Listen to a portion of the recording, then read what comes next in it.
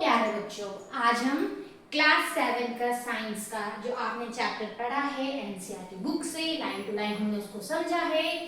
Chapter number 5 changes around us physical and chemical changes. ठीक है, ये चैप्टर हमने पढ़ लिया है। तो आज हम इस चैप्टर को एक वीडियो में कवर करेंगे पूरा, जिसको हम पूरा एक नोट्स के थ्रू हम इसको आज समझेंगे और पूरे चैप्टर को एक साथ इसको आज कवर करेंगे। तो सबसे पहले है changes around us physical and chemical change, ये हमारा चैप्टर है।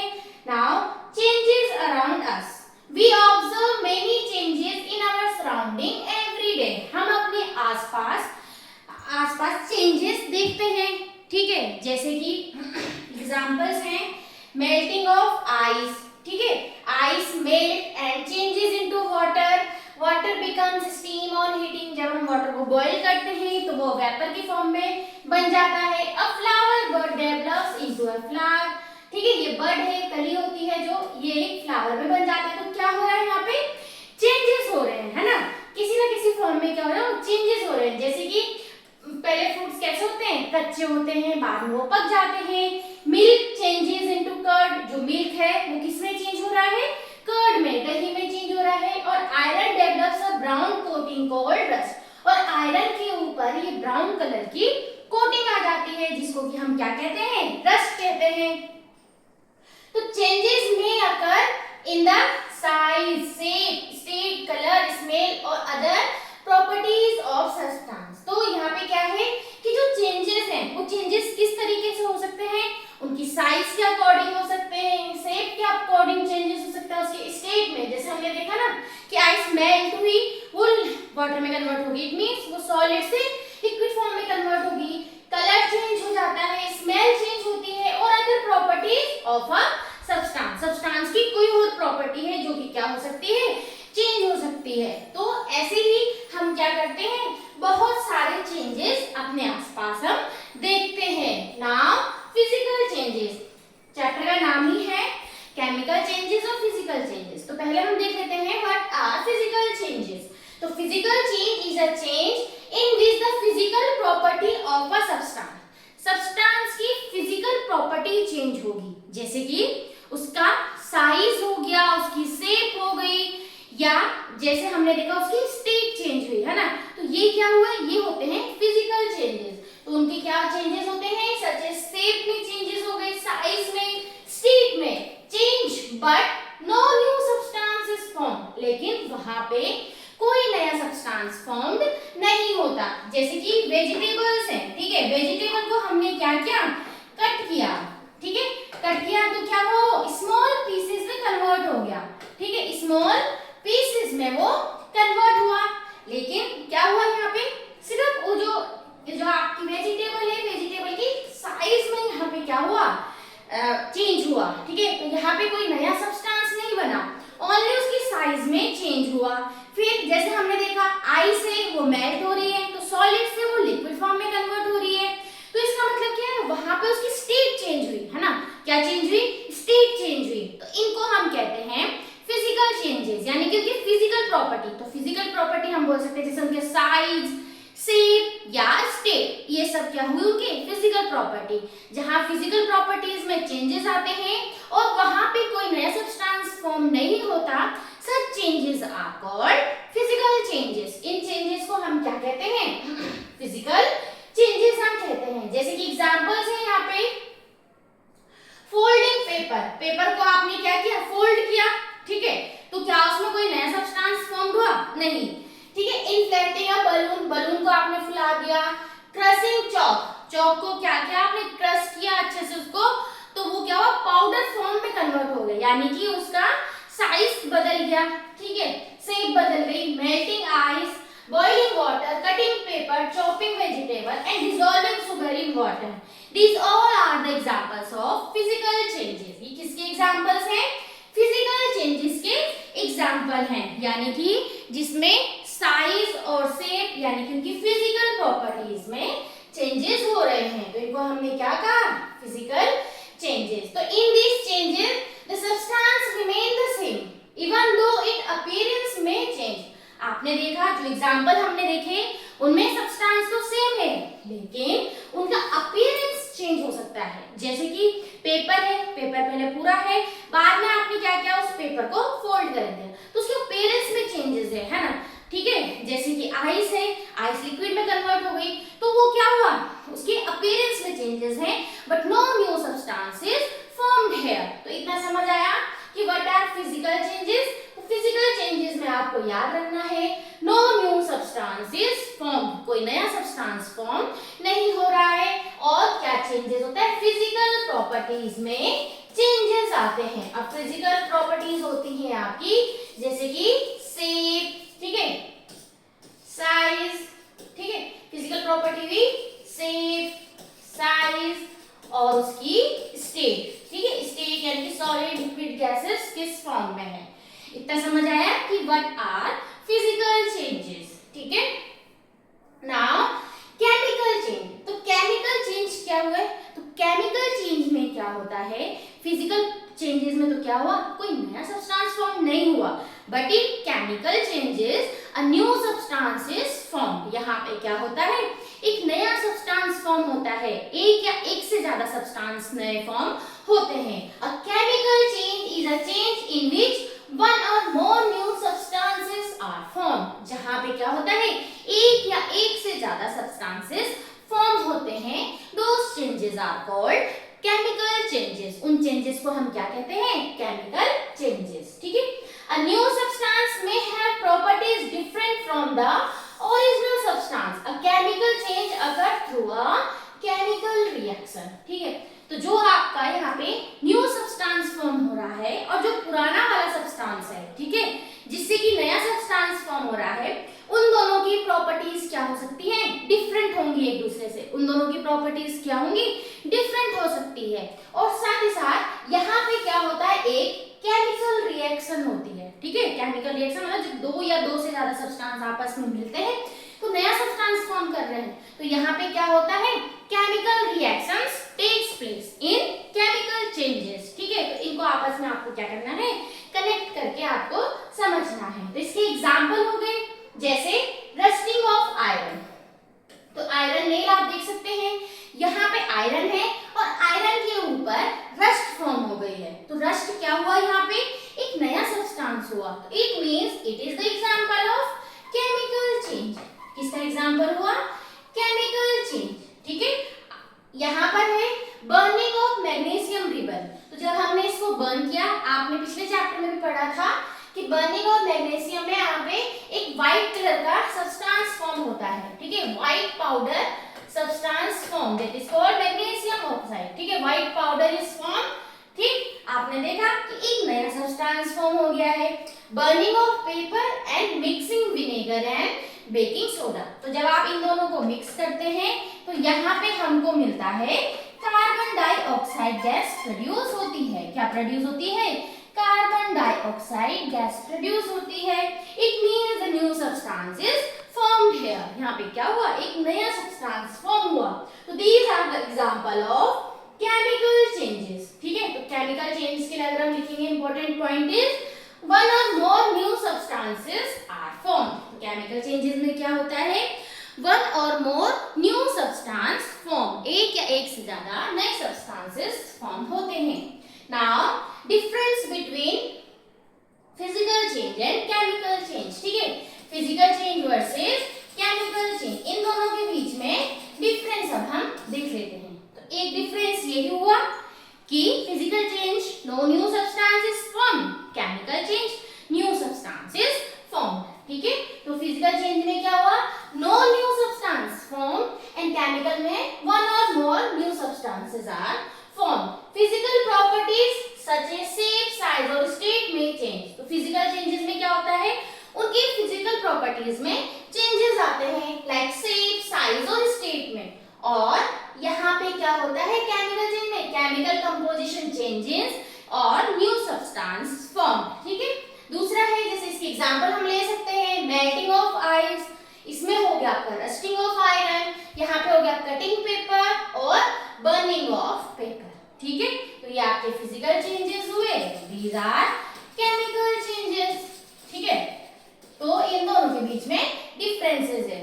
यहाँ पर है मे बी रिवर्सिबल और इररिवर्सिबल। इरिवर्सिबल। तो जो आपके फिजिकल चेंजेस है वो रिवर्सिबल भी हो सकते हैं, यानी कि हम उनको पुराने स्टेट में वापस ला सकते हैं, पुराने इसमें, या इरिवर्सिबल, दोनों हो सकते हैं। लेकिन जो आपके केमिकल चेंजेस है दीज आर जनरली इरिवर्सिबल। तो जो ये रिवर्सिबल और इरिवर्सिबल है इसको हम आगे अभी समझेंगे, ठीक है।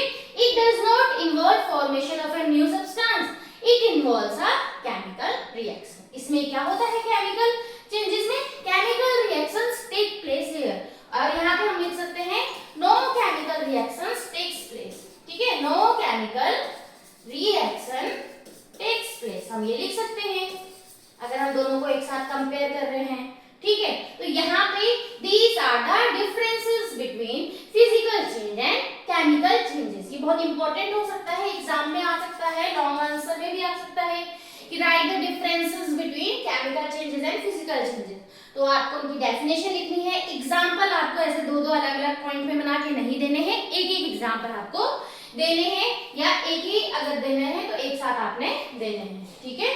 तो ये हो गया। Now what is chemical reaction? हमने कहा कि जब केमिकल चेंजेस हो रहे हैं तो वहां पे केमिकल रिएक्शंस होती हैं, ठीक है। तो केमिकल रिएक्शंस होती क्या है? तो chemical reaction is a process in which new substance are form. तो केमिकल रिएक्शन एक ऐसी प्रोसेस है जहां पे नया सब्सटेंस फॉर्म हो रहा है, यानी कि केमिकल रिएक्शन में क्या होता है, जब दो या दो से ज्यादा जो रिएक्टेंट है वो आपस में मिलते हैं और वो क्या करते हैं, फिर रिएक्टेंट्स अगर आपस में मिलते हैं, ठीक है, वो क्या प्रोड्यूस करते हैं, प्रोडक्ट। दो या दो से ज्यादा वो प्रोडक्ट यहाँ पे फॉर्म करेंगे, न्यू सब्सटेंस फॉर्म करेंगे, ठीक है। नाउ एग्जांपल हो गया when carbon dioxide react with lime water. तो जब कार्बन डाइऑक्साइड आपकी लाइम वाटर के साथ में रिएक्ट करती है, ठीक है, लाइम वाटर ये हुआ, कैल्शियम हाइड्रोक्साइड, कार्बन डाइऑक्साइड जब रिएक्ट करती है तो जो कैल्शियम हाइड्रोक्साइड है, जो लाइम वाटर है, इट टर्न्स मिल्की, उसका कलर कैसे हो जाता है, मिल्की हो जाता है, और साथ ही साथ वहां पे वाटर भी है। तो calcium carbonate is an insoluble white substance. यहाँ पे एक कैल्शियम कार्बोनेट प्रोड्यूस हुआ जो कि क्या है, इनसॉल्युबल व्हाइट सब्सटेंस, ठीक है। It means it is not soluble in water, soluble नहीं है, इसीलिए वो पानी में नीचे की तरफ बैठ जाता है, ठीक है। Now vinegar and baking soda का एग्जांपल हम ले लेते हैं, ठीक है। केमिकल रिएक्शन देख रहे हैं, तो विनेगर और बेकिंग सोडा को जब हम मिलाएंगे तो ये किसके एग्जांपल है, केमिकल चेंजेस के एग्जांपल्स हैं। किसके एग्जांपल हैं, केमिकल चेंजेस के एग्जांपल हैं। तो जब हमने इन दोनों को मिक्स किया, किसको, विनेगर और बेकिंग सोडा को, तो यहाँ पे क्या होता है, bubbles and fizzing are observed. Bubbles और फिज साउंड जैसे वहां पे क्या होते हैं, प्रोड्यूस होते हैं, because carbon dioxide gas is produce. यहाँ पे क्या हुआ, जब आपने विनेगर और बेकिंग सोडा को आपस में रिएक्ट करवाया, ठीक है, इन दोनों को मिलाया, तो यहाँ पे क्या हुआ, carbon dioxide gas produce. Carbon dioxide क्या होती है, प्रोड्यूस होती है, ठीक है। तो कार्बन डाइऑक्साइड प्रोड्यूस हुई। अब आता है यहाँ पे कि हम कैसे पता लगाएंगे कि this gas is carbon dioxide, कि जो यहाँ पे गैस रिलीज हुई है इट इज कार्बन डाइऑक्साइड, इसको हम कंफर्म कैसे करेंगे। तो इसके लिए एक टेस्ट है, ये आपके लिए इंपॉर्टेंट है, आपको याद रखना है, ठीक है। तो सबसे पहले क्या किया, जब हमने बेकिंग सोडा और विनेगर को मिक्स किया तो bubbles and freezing are observe. यहाँ पे बबल्स और फ्रीजिंग साउंड प्रोड्यूस होगी। तो यहाँ पे क्या हुआ, यानी कि जब आपने इन दोनों को मिलाया, ये हो गया, ये हो गया, तो आपको यहाँ पे क्या मिला, कार्बन डाइऑक्साइड मिला। अब आपको पता लगाना है कि क्या वो कार्बन डाइऑक्साइड गैस है। तो इसके लिए एक टेस्ट होता है, जैसे आपने देखा कि जब आपने उसको लाइम वाटर में पास करवाया तो lime water turns into milky, वो मिल्की कलर में चेंज हो जाता है। तो यहाँ पे हम इस टेस्ट को करके देखेंगे। कार्बन डाइऑक्साइड गैस है, इसको हमने लाइम वाटर में पास करवाया, तो जब हमने, देखो लाइम वाटर के लिए क्लियर है, जैसे ही हमने इसको लाइम वाटर में पास करवाया तो लाइम वाटर का जो कलर है वो कैसा हो जाता है, मिल्की, दूधिया, है ना, इस कलर में वो बन जाता है। तो इसका मतलब क्या हुआ, a chemical change has occurred because a new substance carbon dioxide is formed। यहाँ पे क्या हुआ, एक केमिकल चेंज हुआ क्योंकि यहाँ यहाँ पे कौन से में, विनेगर और बेकिंग सोडा में क्या हुई, carbon di gas oxide release हुई, है ना। ये हमारा न्यू सब्सटेंस यहाँ पे बना। तो यहाँ पे आपका क्वेश्चन बन सकता है कि आप कैसे फाइंड आउट करेंगे कि जो गैस निकली है वो कार्बन डाइऑक्साइड है। तो आपने क्या करना है, उस कार्बन डाइऑक्साइड गैस को लाइम वाटर से पास करवाना है। If lime water turns milky, अगर लाइम वाटर का कलर मिल्की हो जाता है, it means the gas is carbon dioxide. ठीक है, तो carbon dioxide can be tested by passing it through lime water. The lime water turns milky. ठीक है, therefore a chemical change has occurred because a new substance carbon dioxide is formed। तो यहाँ पे ये chemical reaction भी, यहाँ पे chemical change हुआ क्योंकि यहाँ पे नया सब्सटेंस फॉर्म हुआ, दैट इज कार्बन डाइऑक्साइड। अगर हम इसको शॉर्ट फॉर्म में देख लें तो विनेगर प्लस बेकिंग सोडा को जब हमने मिक्स किया, देन कार्बन डाइऑक्साइड और उसके साथ में कुछ अदर सब्सटेंस भी फॉर्म हुए। तो इतना समझ आया कि what are chemical changes and what are physical changes. Chemical changes में क्या होता है, केमिकल रिएक्शंस होती है, ठीक है, उसमें नया सब्सटेंस बनता है। तो यहाँ पे हमने एक एग्जांपल देखा विनेगर और बेकिंग सोडा का, जिसमें कि कार्बन डाइऑक्साइड गैस हमें नया सब्सटेंस मिला और उसका हमने टेस्ट किया कि कैसे हमें फाइंड आउट करना है कि it is carbon dioxide. Now rusting. तो रस्टिंग हमने देखा था, rusting is also chemical change. जो रस्टिंग है वो भी कैसा चेंज है, केमिकल चेंज है। तो when iron react with oxygen in the presence of moisture, a new brown substance called rust, iron oxide is form. यानी कि जब आपका आयरन किसके साथ में, ऑक्सीजन के साथ में, या oxygen in the presence of moisture, moisture भी है, तो आपका एक न्यू ब्राउन कलर का सब्सटेंस फॉर्म हो रहा है, that is iron oxide which is called rust, जिसको कि हम क्या कहते हैं, रस्ट कहते हैं, है ना। हम कहते हैं कि जंग लग गया, उसी को कहते हैं हम रस्ट। ठीक है, तो therefore iron is converting into the rust, it means new substance formed here। ठीक है, तो it is a chemical change। ये कौन सा चेंज हुआ, इसीलिए chemical change. Now combustion. Combustion क्या होता है, ठीक है, कंबशन, इसके लिए एक एग्जांपल है पहले कि जब हम क्या करते हैं, मैग्नीशियम रिबन को हमने देखा था ना कि मैग्नीशियम रिबन को हमने बर्न किया in the presence of air, oxygen है ना, तो हमें क्या मिला, मैग्नीशियम ऑक्साइड हमें मिलता है। क्या मिलता है, magnesium oxide which is white powder, जो कि किस फॉर्म में होता है, व्हाइट पाउडर। तो जो ये रिएक्शंस हो रही हैं, ये रिएक्शन होती है कंबशन। इस रिएक्शन को हम क्या कहते हैं, कंबशन, क्योंकि यहाँ पे मैग्नीशियम ऑक्साइड के साथ साथ हीट एंड लाइट भी प्रोड्यूस हो रही है। ठीक है, हीट एंड लाइट भी प्रोड्यूस हो रही है। तो कंबशन क्या होता है, combustion is a chemical reaction. Combustion भी क्या है, एक केमिकल रिएक्शन है in which a substance react with oxygen. यहाँ पे कोई एक सब्सटेंस ऑक्सीजन के साथ में रिएक्ट करता है एंड प्रोड्यूसेस लाइट एंड और हीट। और क्या प्रोड्यूस करता है, या तो लाइट, एक नया सब्सटेंस फॉर्म करेगा, उसके साथ साथ लाइट या हीट या दोनों भी वो प्रोड्यूस कर सकता है। तो इस रिएक्शंस को हम क्या कहते हैं, कंबशन। ठीक है, और कंबशन रिएक्शन के लिए हमारे पास कंबस्टिबल सब्सटेंसेस होने जरूरी हैं, like wood, paper, cotton, kerosene, ये सब हुआ। ठीक है, तो substances that undergo combustion are called combustible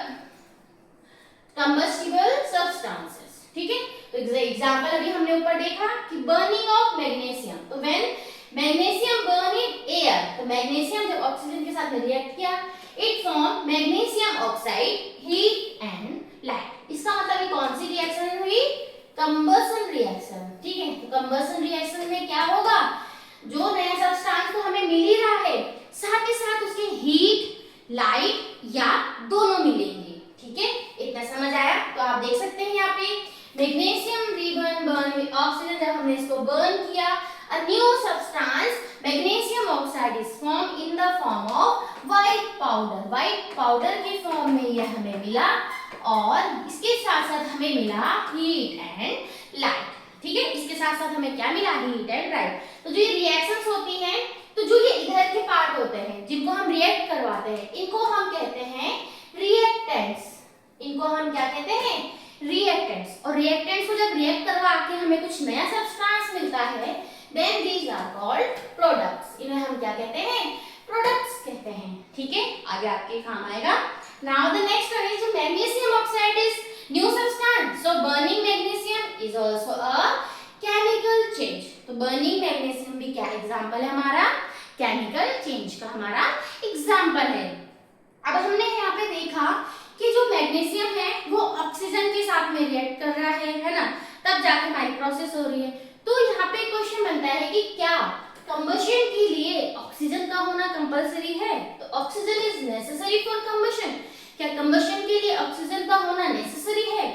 तो अब हम इसको एक एग्जांपल के थ्रू समझेंगे।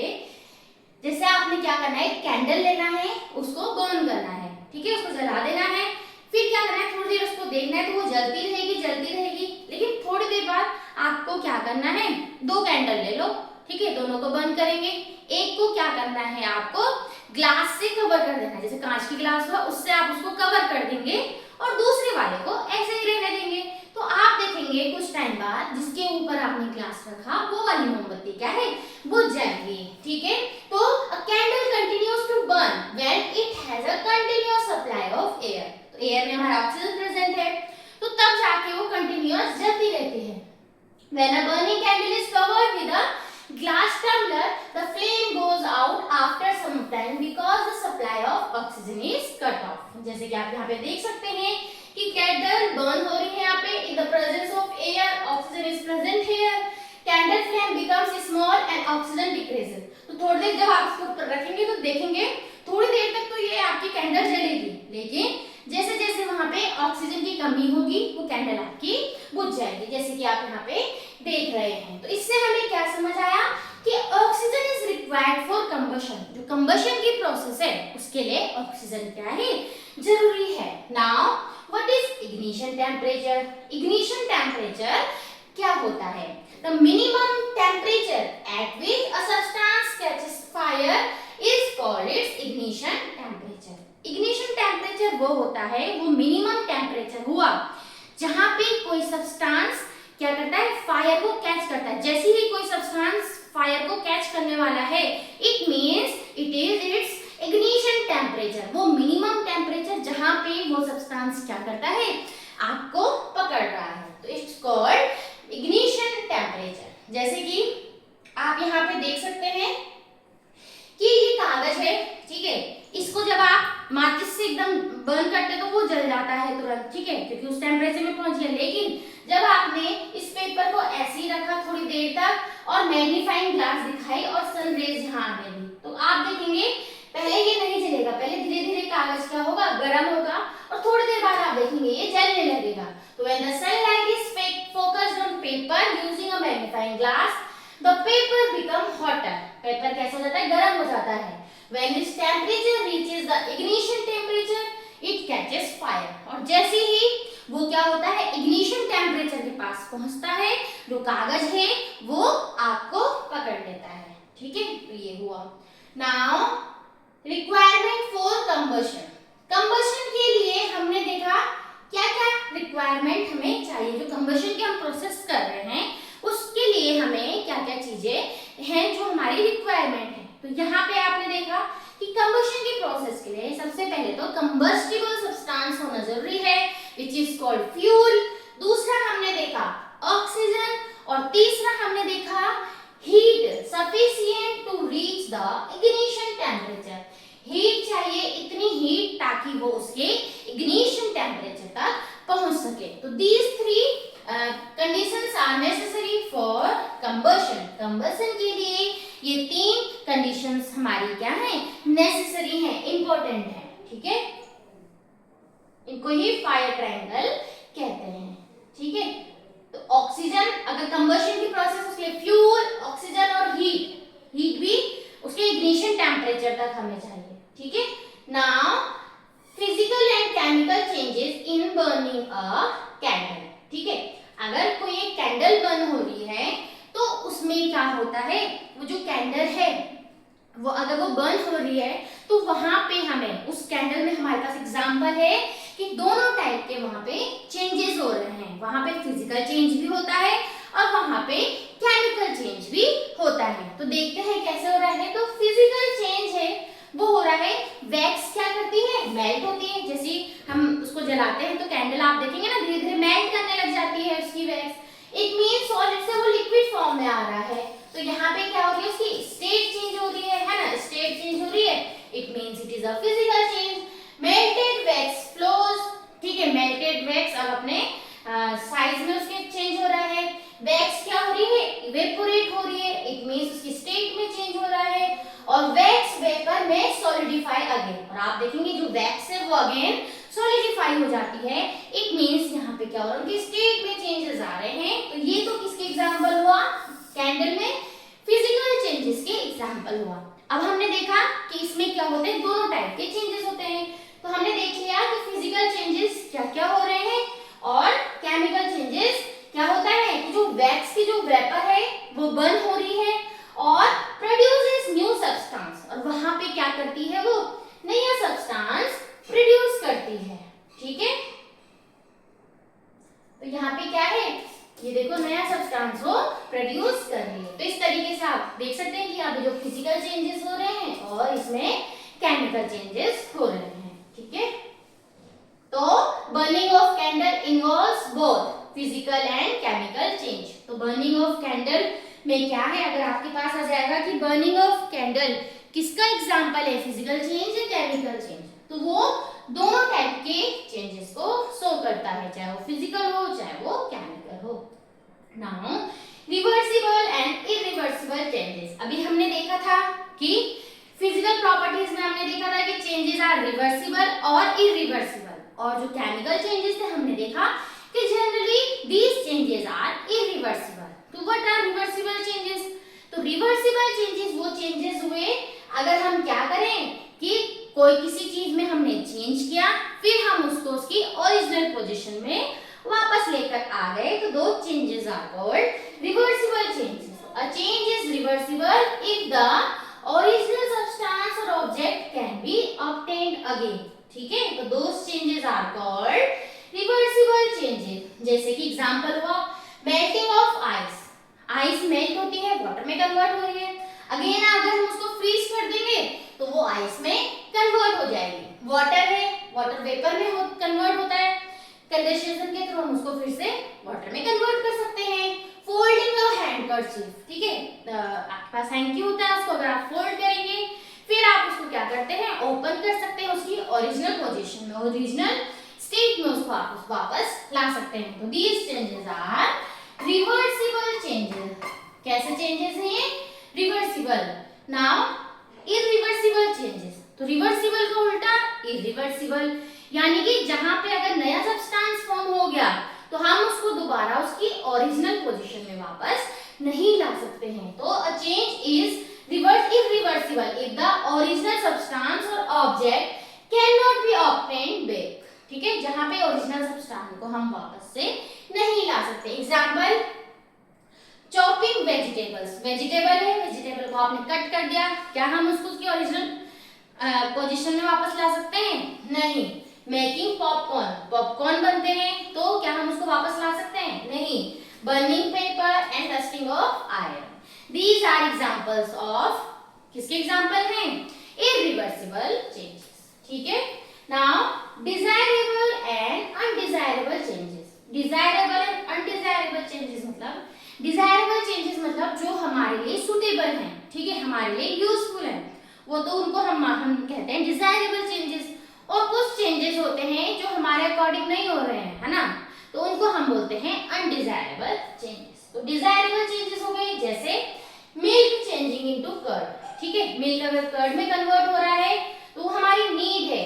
राइपनिंग ऑफ फ्रूट्स, ठीक है, कटिंग फ्रूट्स, कुकिंग फूड, तो ये कैसे एग्जांपल्स हैं डिजायरेबल चेंजेस के। ठीक है, और नॉन अनडिजायरेबल चेंजेस हुए जैसे dusting of iron and decay of food during storage. ठीक है, खराब हो जाता है खाना, तो ये अनडिजायरेबल चेंज है। लेकिन कभी कभी क्या होता है, जो अनडिजायरेबल चेंज होता है वो हमारे लिए क्या होता है, यूजफुल हो जाता है। जैसे कि decomposition of food waste can help in making compost, compost बनाने के लिए अगर खाना खराब हो गया तो हम उसका यूज कर सकते हैं। तो कभी कभी क्या होता है, जो अनडिजायरेबल चेंजेस है वो हमारे लिए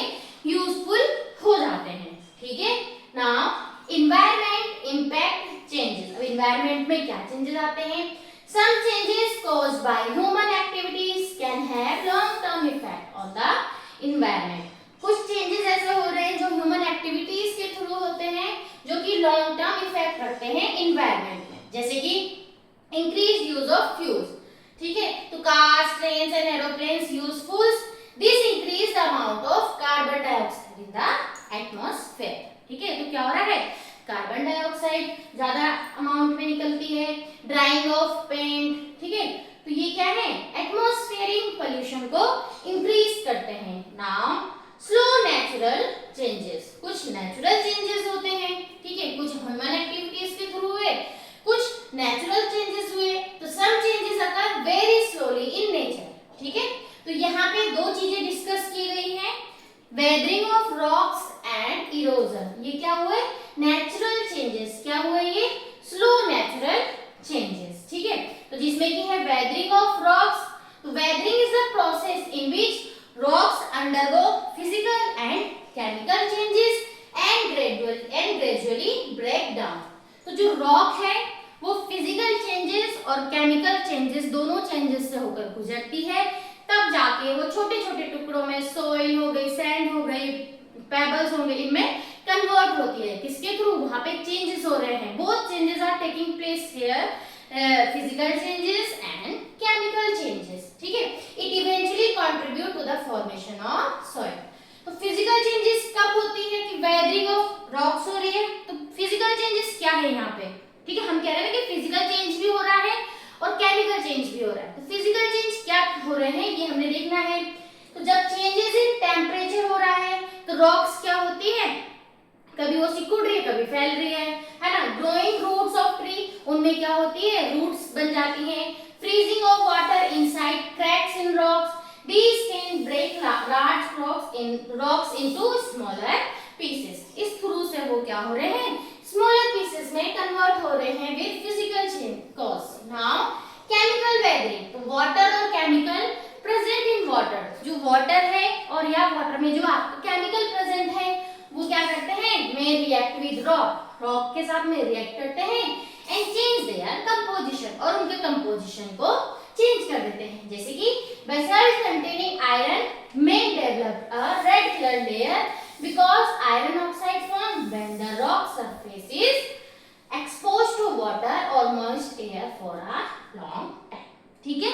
तो वेदरिंग हो रही है, तो वेदरिंग में क्या हो रहे हैं, physical changes and chemical changes in rocks, ठीक है। नाउ इरोजन, इरोजन क्या होता है, तो erosion is the process in which rock particles, soil and sediments are broken down and moved from one place to another by natural forces such as wind, flowing water, ठीक है। तो erosion एक ऐसी process है जिसमें कि rock particles हो गए, सॉइल हो गए, सेडिमेंट्स हो गए, ये सब क्या होते हैं, टूटते हैं और क्या होते हैं, एक प्लेस से दूसरी प्लेस में मूव करते हैं with natural forces like wind के थ्रू या फ्लोइंग वाटर के थ्रू। इसको हम क्या कहते हैं, इसको हम कहा इरोजन, ठीक है। तो एग्जांपल हम देख लेते हैं, river water continuously flowing over rocks can make them smoother and erosion during a landslide is an example of physical change, ठीक है। तो ये हमने देखा, the transported material may settle when the speed of water or wind decreases, forming sediments over a very long period. These sediments can harden and form new rocks। और क्या होता है, वहां पे न्यू रॉक्स फॉर्म हो जाती है। तो ये चैप्टर आपने देखा, this is changes around us, physical and chemical changes. तो ये चैप्टर हमने देखा, तो पूरा ये चैप्टर आज आपका यहाँ पे कंप्लीट होता है। तो इसको अगर आप इसके थ्रू भी समझेंगे तो पूरा चैप्टर आपको इजीली समझ आ जाएगा। तो आज के लिए इतना ही, बाकी हम इस चैप्टर के क्वेश्चन आंसर देखेंगे नेक्स्ट वीडियो में, और साथ ही साथ अब हम शुरू करने वाले हैं क्लास 7 की साइंस की हाफ ईयरली के लिए प्रिपरेशन। तो आप लोग उन वीडियोस को भी जरूर देखिएगा। तब तक के लिए नमस्कार, धन्यवाद, बाय बाय।